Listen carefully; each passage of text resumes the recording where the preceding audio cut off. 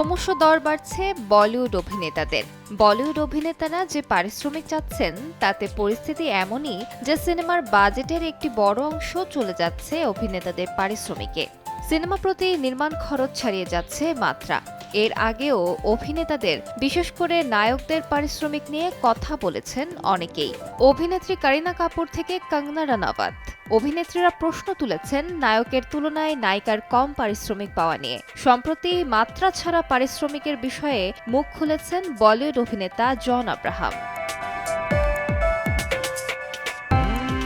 সম্প্রতি সংবাদ মাধ্যমে জন বলেন, একজন নায়ক সিনেমা প্রতি ১০০ কোটি টাকা পারিশ্রমিক দাবি করছেন। তার স্টাইলিস্ট চাইছেন ২ লাখ টাকা। এভাবে আনুষঙ্গিক খরচ বাড়তে দেওয়া উচিত নয় বলে মনে করেন তিনি। জন আরও বলেন, অভিনেতারা কোনো কৃষ্ণ গহ্বরের মধ্যে রয়েছেন। তাদের উচিত চলচ্চিত্র জগতের মঙ্গলের কথা ভাবা। কারণ যদি কোনো সিনেমার লাভ হয় তবেই অভিনেতাদেরও লাভ হবে।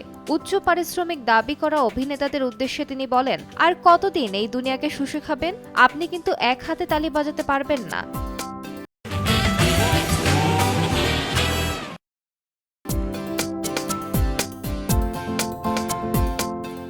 বলিউডের পারিশ্রমিকের বিষয়ে শুধু জন নয়, এর আগেও মুখ খুলেছেন কারণ জোহার, রাকেশ রোশনও। আলিশা ইসলাম, সময় সংবাদ।